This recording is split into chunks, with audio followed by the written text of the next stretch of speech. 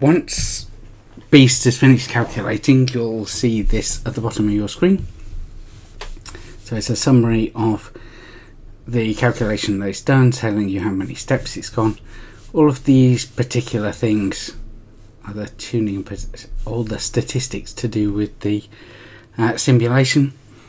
The easiest way to look at the simulation and see if it is successful is to use another program that you get from the people who created Beast and Beauty, and that is called Tracer. So you have to download that from another site, but it is easy to find from the Beast page.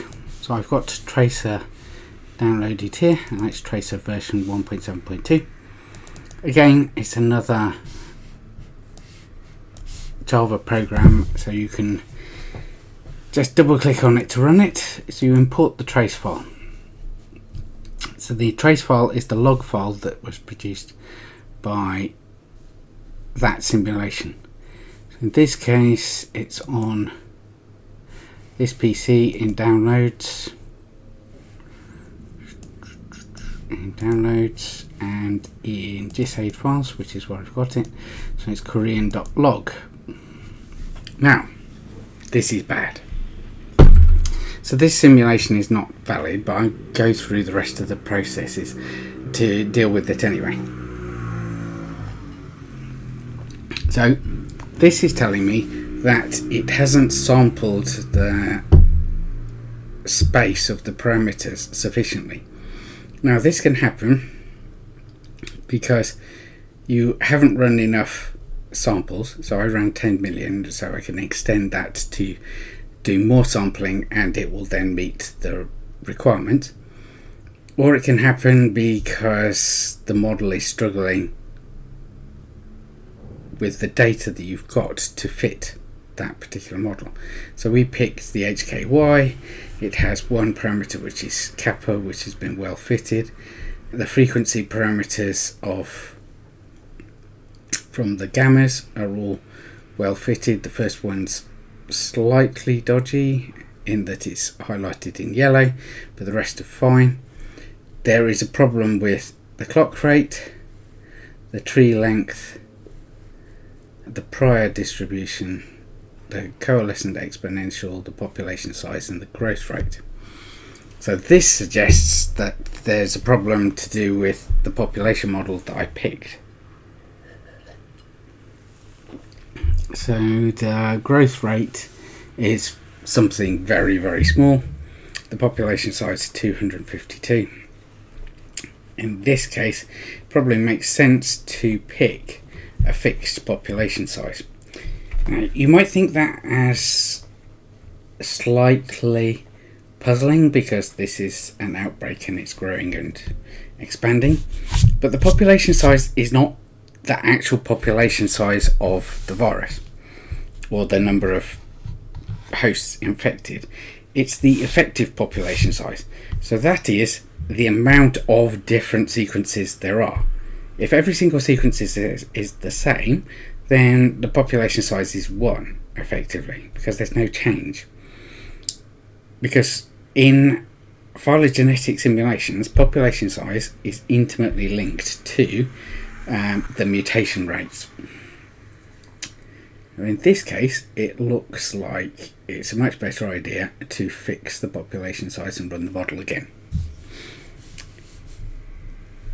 So we know that's a bad one, but I'm just going to live with it at the minute. So if I look at the growth rate, yeah, it looks multimodal, and particularly there's something over here which is a bit of a problem, and the population size has a big skew problem, so it's nowhere near normal distribution. I don't quite understand why the coalescent isn't sampling properly, but that doesn't look a problem.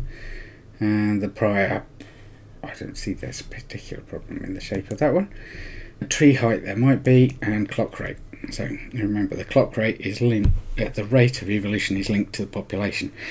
So if I've picked the wrong model, then these two things both don't work. So what I can do is do a lot more simulations to see if I get appropriate sampling and I get the right results, or I can decide that I want to change the model.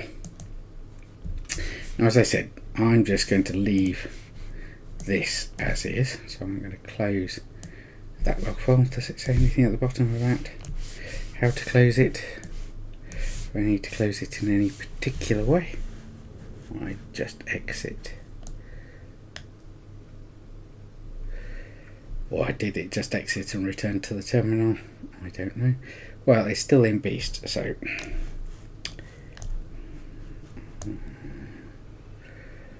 need to get to the bottom, and so yeah, that's still in Beast. I want to close Beast.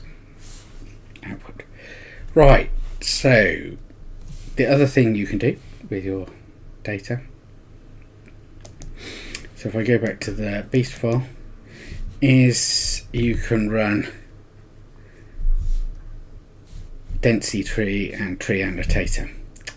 So tree annotator takes the trees that have been produced by your Beast run, and it takes all of the multiple trees, so you get one tree from every however many sampled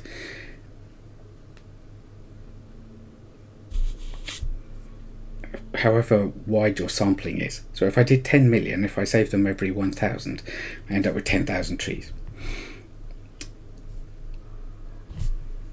You select a burn-in percentage, so these are the initial trees they created, which are messy and not very well sampled. I like, well, the maximum clade credibility tree is fine, but I prefer median heights rather than the default one that it does, so common ancestor heights. I prefer medians because this takes into account any problems that you have with normality and outliers. So what you have to do is pick the file that contains all of the trees. So this is in the GISAID files folder,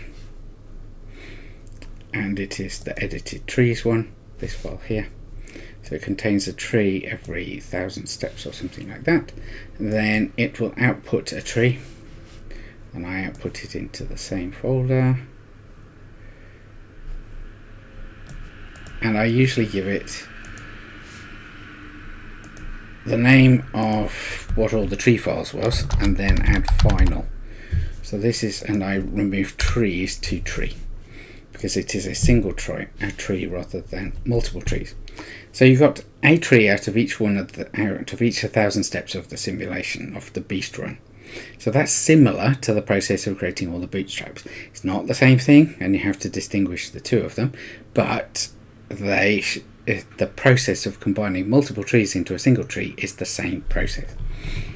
So run.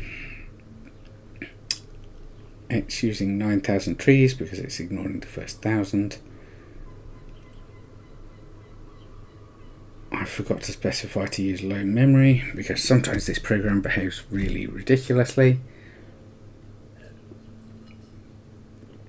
And it looks like it's done it again. Yes, out of memory. Let's try again. This is a slightly not well written program, so it has issues with exploding its own memory, exploding the computer memory. So it's not possible on this computer that this thing could run out of memory, bearing in mind that computer has 64 gigabytes of RAM, and I'm only using a fairly small number of trees and a fairly small tree file, so it's just gone nuts because I forgot to tick one of the boxes.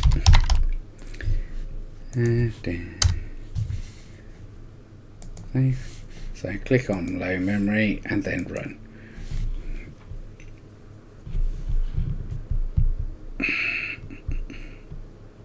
So the tree only contains 350 nodes. It's not as though it's one that contains 10,000, which is something that I've definitely done before.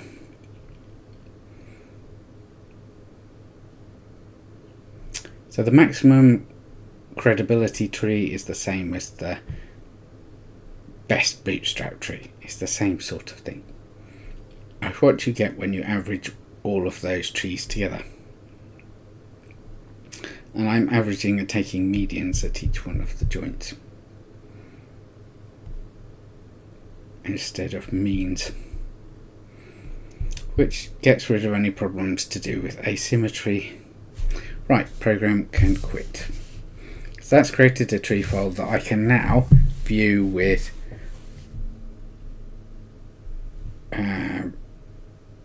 any tree viewing program. But the other way I can look at things is using density tree.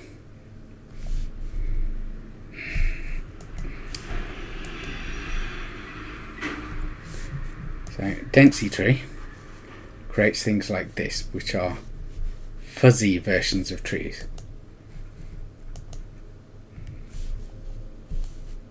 So it's looking for a set of Nexus tree files, and these are going to be in my GISAID. I'll go to here. Great. What? Downloads GISAID files. Now it wants all of the trees together because it needs all of the trees to create that fuzzy image. So here is the fuzzy image version of that tree using density tree. So you can see different groups clumped together with different amounts of density. Here I need really to expand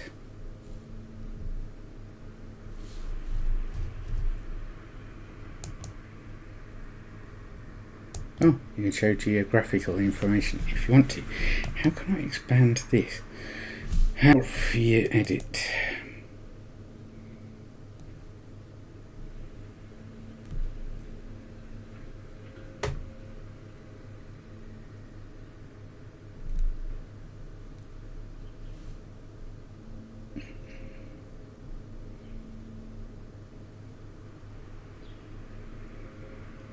Probably I want to switch off these end ones.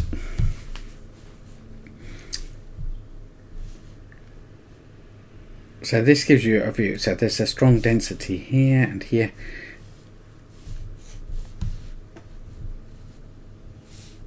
So there's one clade group here, one that went along and then became extinct, one that's developed over here, and they split back here and this on this time axis.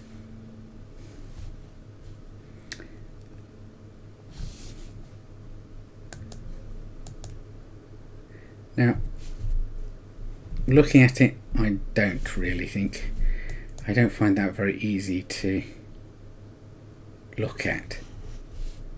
Okay, show all trees. Let's look at the consensus tree.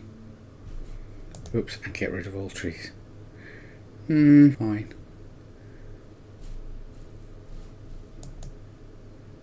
Make it steeper. Does that make the image easier to do? Labels,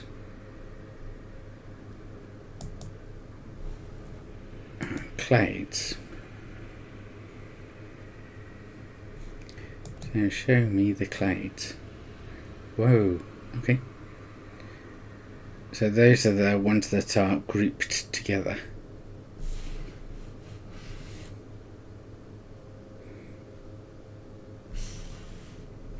So here's the origin point, and then you can see there's a very big gap between actually what happens in the outbreak. So there is an origin point which breaks two groups from one another. So this group that's down here and all of these ones. And the split between those two was a long time ago. Now those two are the two different clades, 4.2, I can't remember their exact name. Okay, 2.3.4.4C and 2.3.4.4B. So it seems a very small difference, but they are separated by quite a lot in terms of time.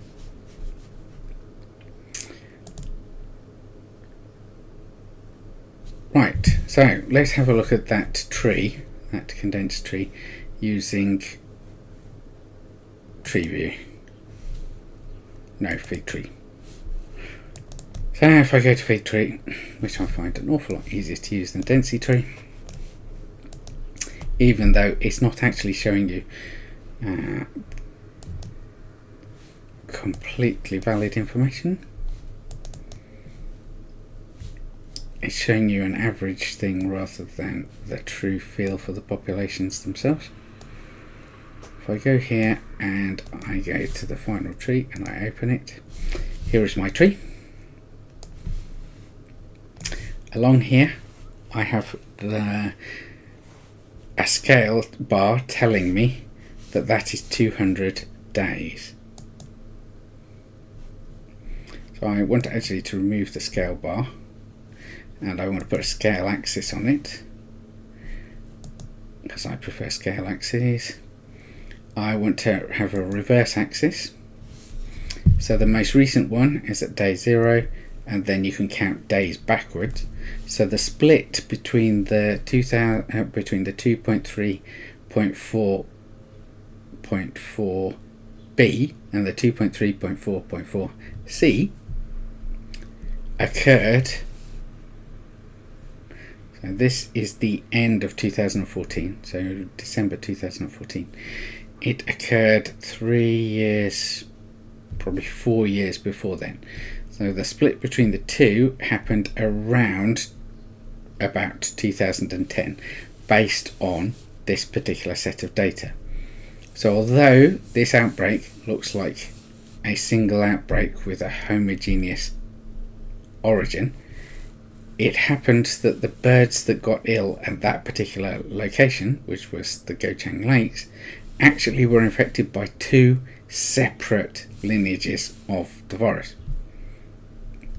This is freakishly unlucky, but in some ways interesting, because it's an outgroup, because it's a completely different lineage, the 2.3.4.4 lineage, we can use that to determine the origin point for all of the other ones. So that allows us to more accurately date the origin point for the 2.3.4.4c sequences that were involved in this outbreak. And they very rapidly break into 2 groups, this top group and this bottom group. So that is the first evolutionary thing, which happened about 18 months before the outbreak was noticed, which is also interesting, because that means when the outbreak happened, there are actually 3 circulating slightly different variants of H5 hemagglutinin. Now, I've done that tree, it's still not particularly exciting. It could do with a bit of expansion so that you can read the text a bit better. It could do with the tip labels being made a bit bigger, because I don't know, but I can't read. I don't know about you, but I can't read them. So I like to have 10 size font at least, because otherwise I have problems. We've got that scale unit at the end, going from 0 backwards.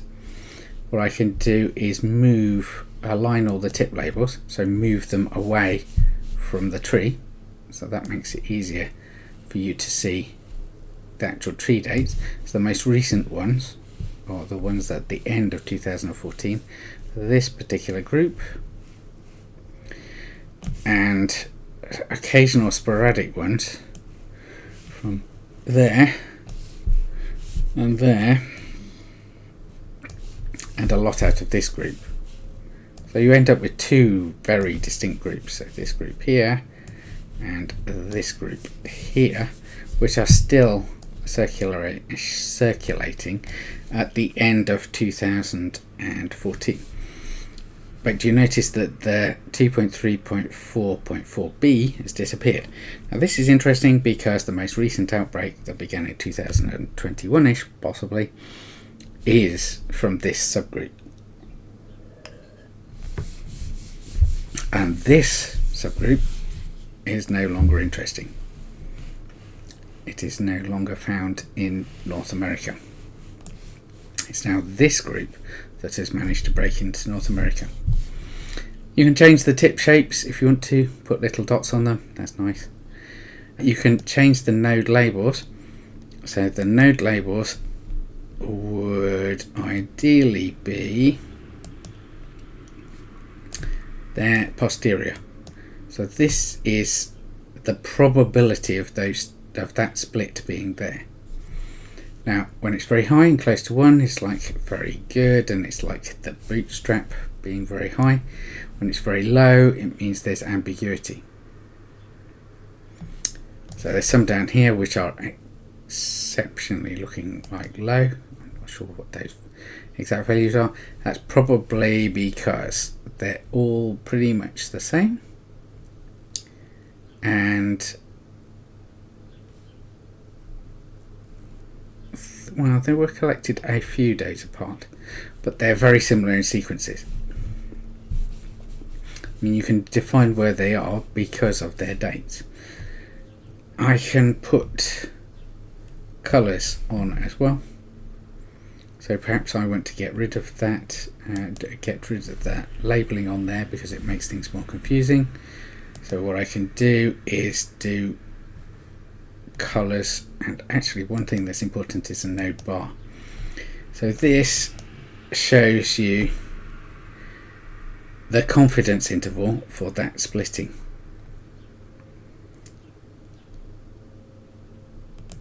So what you can do, that is called the 95% posterior distribution of the height. So here it's saying that split can happen anywhere in this time. Now this is very important because you need to be able to quantify the errors in your particular chart. So if you look here, this one, the root error can be quite large.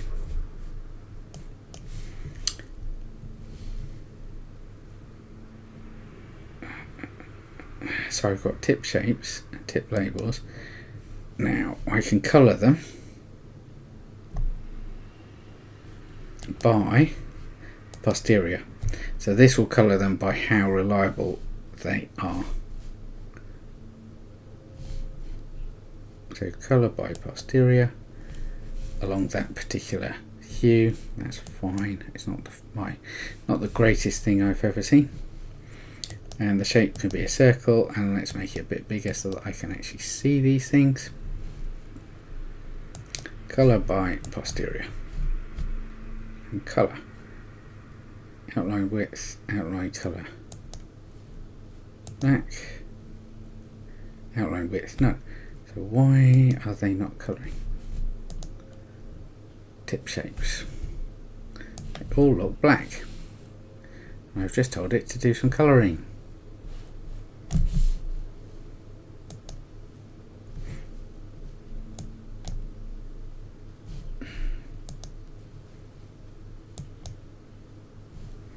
Okay, that did it by height.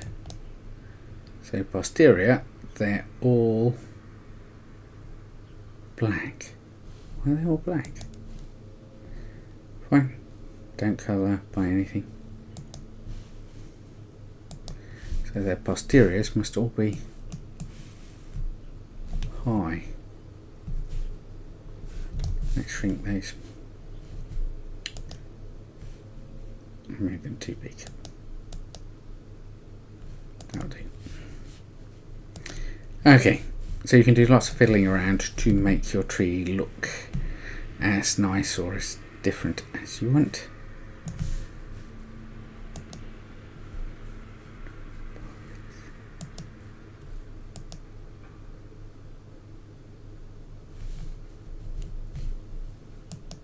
If I put a node shape and I colour those by posterior. Oh, am I seeing different colours? Yeah, there I see different colours. So the posteriors on all the ends is 100%, but the nodes underneath do have varying. posteriors which I could colour, but I don't really want to do that because I've got the error bars on them, which is more important. File, save as, oops, cancel. File, export trees. Now you want to save this as a Nexus file, because then it saves all of the annotations and all of the changes in the way you've displayed things, because if you don't,